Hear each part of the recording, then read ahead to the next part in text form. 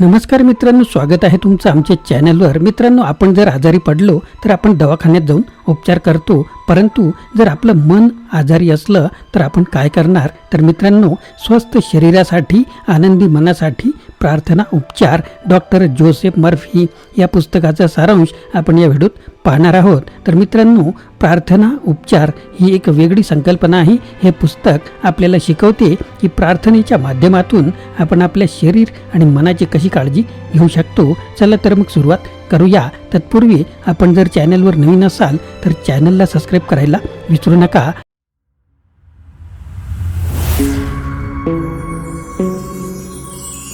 नमस्कार मित्रांनो, माझे नाव आनंद आहे आणि मराठी आनंद यूट्यूब चॅनलमध्ये आपणा सर्वांचे स्वागत आहे। आता आपण सुरुवातीला पाहूया या पुस्तकाची ओळख। हे पुस्तक डॉक्टर जोसेफ मर्फी यांनी लिहिलेले असून प्रार्थनेच्या माध्यमातून शारीरिक आणि मानसिक आरोग्य कसे सुधारता येते याबद्दल माहिती देते। प्रार्थना ही फक्त एक धार्मिक गोष्ट नसून ती एक मानसिक उपचाराची पद्धत आहे, हे मर्फी यांनी सांगितलेले आहे।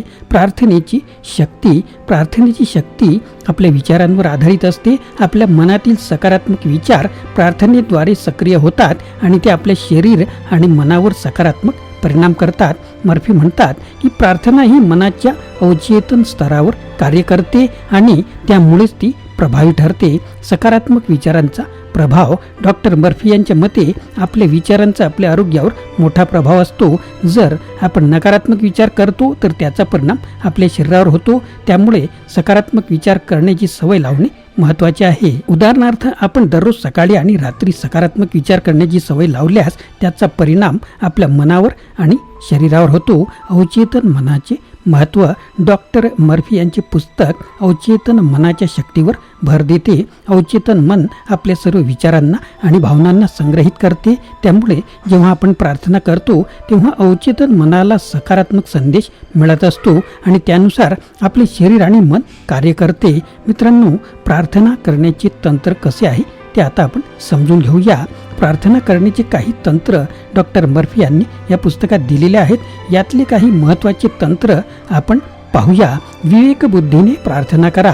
प्रार्थना करताना विवेकबुद्धीने विचार करा आणि सकारात्मक विचारांना महत्त्व द्या। ध्यानधारणा करून मन शांत करा आणि प्रार्थनेत एकाग्रता आणा। विचारांचे दृढीकरण, आपल्या विचारांना दृढ करा आणि नकारात्मक विचारांना दूर करा। धार्मिक ग्रंथांचे वाचन करून मनाला शांती मिळवा आणि प्रार्थनेत विश्वास वाढवा। प्रार्थनेचे कोणते फायदे आपल्याला होतात? तर प्रार्थनेचे अनेक प्रकारचे फायदे आहेत, ज्यामध्ये मानसिक शांती, प्रार्थना केल्याने मनाला शांती मिळते आणि तणाव कमी होतो। शारीरिक आरोग्य, प्रार्थनेमुळे शरीराच्या विविध आजारांवर सकारात्मक परिणाम होतो। आत्मविश्वास वाढतो, प्रार्थना केल्याने आत्मविश्वास वाढतो आणि आपण अधिक सकारात्मक होत असतो। संबंध सुधारणे, प्रार्थना केल्याने आपले संबंध सुधारतात आणि आपण अधिक आनंदी होतो। कथा आणि अनुभव, इथे डॉक्टर जोसेफ मर्फी यांनी त्यांच्या पुस्तकात अनेक कथा आणि अनुभव दिलेले आहेत। एक कथा अशी आहे की एका महिलेने तिच्या आजारावर प्रार्थना केली आणि काही दिवसातच तिचा आजार दूर झाला। या कथांनी प्रार्थनेच्या शक्तीवर आपला विश्वास वाढतो।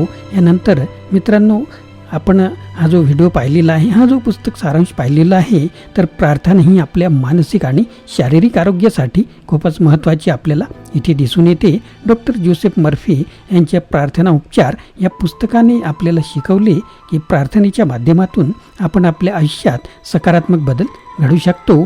आपल्याला हा व्हिडिओ कसा वाटला हे आम्हाला कमेंट बॉक्समध्ये नक्कीच कळवा। आपल्याला हा व्हिडिओ आवडल्यास लाईक करा, शेअर करा आणि आपल्या चॅनलला सबस्क्राईब करायला विसरू नका। पुढील वेळी पुन्हा भेटूया एका नवीन विषयासह। धन्यवाद मित्रांनो, आपल्याला व्हिडिओ आवडल्यास लाईक करा, शेअर करा, सबस्क्राईब करा।